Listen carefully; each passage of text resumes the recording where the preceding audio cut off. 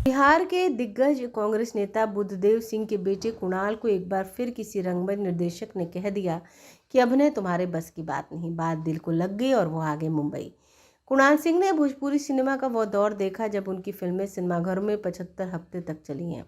इनकी कई फिल्मों ने सिनेमाघरों में सिल्वर जुबली और गोल्डन जुबली भी मनाई। भोजपुरी सिनेमा के इतिहास में उनके कई नाम रिकॉर्ड दर्ज हैं। 2 दशक के अंतराल के बाद फिर से सिनेमा में सक्रिय हुए कुणाल सिंह से एक खास बात। ये बात दिसंबर 1977 की है। जिद थी कि अभिनय ही करना है। पिताजी बिहार सरकार में मंत्री थे। घर परिवार के तमाम लोग डॉक्टर, प्रोफेसर, इंजीनियर थे। मुझे कुछ अलग करना था।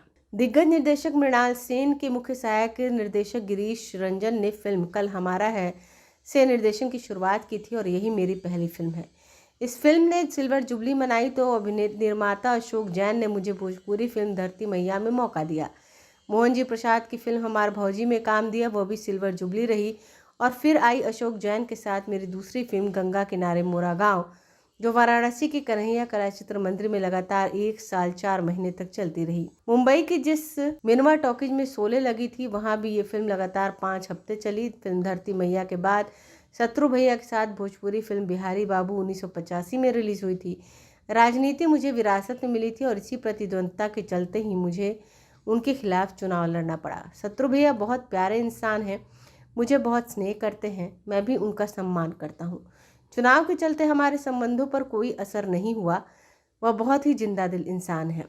भोजपुरी सिनेमा के जो जन्मदाता कहे जाते हैं ऐसे में कलाकारों मसलन नज़ीर हुसैन, सुजीत कुमार, पद्मा खन्ना, चित्रगुप्त और रामायण तिवारी के साथ मुझे काम करने का मौका मिला, ये मेरा सौभाग्य है। पद्मा खन्ना ने मुझे सबसे ज़्यादा स्नेह दिया। मेरी हर फिल्म में वो या तो माँ या भाभी के या माँ के किरदार में रही हैं। सुजीत कुमार और पद्मा खन्ना को देखकर ही मैंने अभिनय सीखा। अफसोस यही है कि भोजपुरी सिनेमा को ऊंचाइयों तक पहुँचाने वाली पद्मा खन्ना अब खुद भोजपुरी सिनेमा से दूर है। हमारी पहचान, हमारे रीति रिवाज, हमारी संस्कृति और संस्कार ये सब भोजपुरी सिनेमा से गायब हो गए। किसी भी क्षेत्रीय भाषा के सिनेमा की तरक्की तभी हो सकती है जब वह बोली या भाषा बोलने वाली महिलाएं वे फिल्म देखने आए। जिसे देखने महिलाएं नहीं आएंगी ऐसे सिनेमा कभी सफल नहीं होगा। भोजपुरी सिनेमा से महिलाएं 90 के दशक में दूर होना शुरू हुई, तब यहाँ महिलाओं का घर से निकलना दूभर हो गया। दर्शकों का एक छिछोरा समूह विकसित हुआ और निर्माताओं को लगा कि भोजपुरी के यही नए दशक हैं। अश्लील गीत, अश्लील संवाद और अश्लील दृश्य भोजपुरी सिनेमा में आने लगे। इसी ने भोजपुरी सिनेमा को खराब कर दिया। मैं तो साफ कहता हूँ भोजपुरी सिनेमा की दुर्गति के लिए इसके दर्शक ही जिम्मेदार हैं। अब जाकर उन्होंने सिनेमाघर जाना बंद किया है। ये पहले ही सस्ती फिल्म ना देखते होते तो निर्माता ऐसी घटिया फिल्में बनाने की हिम्मत ही नहीं करता। भोजपुरी सिनेमा के दर्शकों को अश्लील फिल्में और अश्लील गीतों का बहिष्कार करना ही होगा, तभी वह अपनी माटी और मातृभाषा का सम्मान बचा पाएंगे।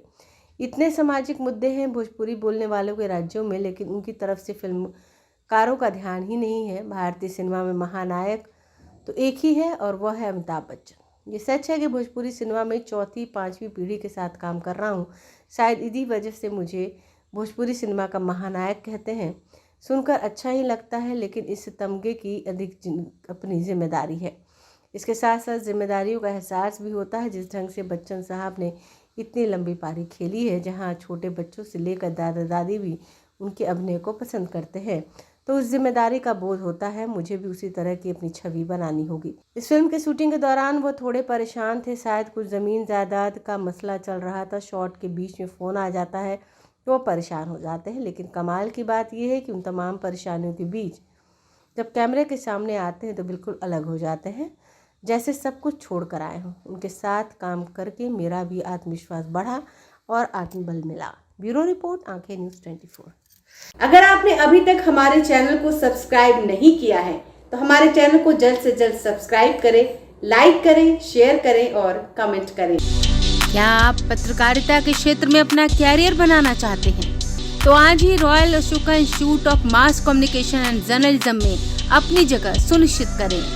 आर्यभट्ट ज्ञान विश्वविद्यालय पटना से मान्यता प्राप्त 100% प्लेसमेंट के साथ royal Ashoka Institute of Mass Communication and journalism नामांकन जारी है।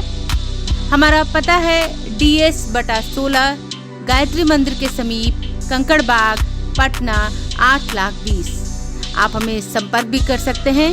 हमारा मोबाइल नंबर है 995545 6126।